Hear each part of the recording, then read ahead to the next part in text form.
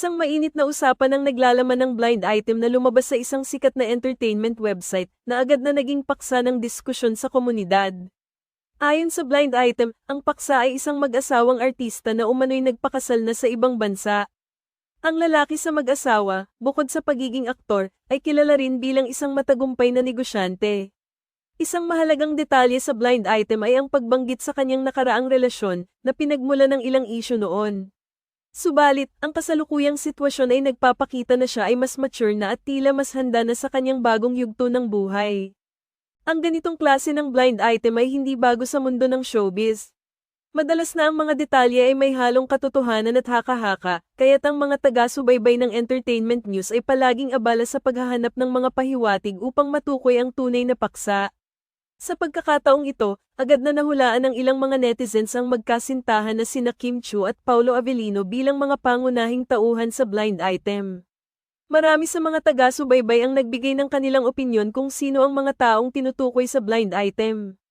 Ayon sa mga haka-haka, maaaring ang magkasintahan na sina Kim Chiu at Paulo Avellino ay nagpakasal na sa ibang bansa, batay sa mga palatandaan na inilabas sa blind item.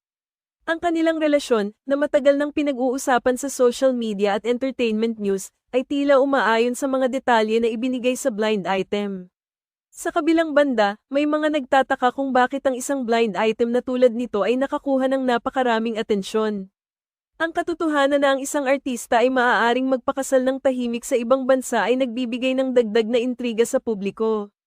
Ang mga artista, lalo na ang mga sikat na tulad ni Kim Chiu at Paulo Avellino, ay laging nasa ilalim ng limelight, kaya't anumang balita ukol sa kanilang personal na buhay ay mabilis na kumakalat at nagiging paksa ng masusing pag-uusap. Ang mga tagahanga at netizens ay hindi mapigilan ng kanilang curiosity at excitement kapag lumabas ang mga ganitong balita. Ang bawat pahiwatig at detalye ay nagbibigay sa kanila ng kasiyahan at pagkakataon na magdiskusyon tungkol sa kanilang mga paboritong artista. Sa isang banda, ito rin ay nagpapakita ng pagiging makabago ng media at kung paano ito nakakaapekto sa pampublikong pananaw sa mundo ng showbiz. Ngunit, sa kabila ng lahat ng mga spekulasyon at haka-haka, mahalagang tandaan na ang mga blind item ay kadalasang may halo ng katotohanan at imahinasyon. Ang layunin nito ay hindi lamang para magbigay aliw kundi upang magbigay ng pagkakataon sa mga tao na pag-usapan ang kanilang mga paboritong celebrity. Ang tunay na impormasyon tungkol sa personal na buhay ng mga artista ay madalas na lihim at hindi basta-basta na ibubunyag. Sa huli, ang usaping ito ay nagpapakita lamang ng kakayahan ng media at ng mga tao na gawing mas makulay at interesting ang mundo ng showbiz.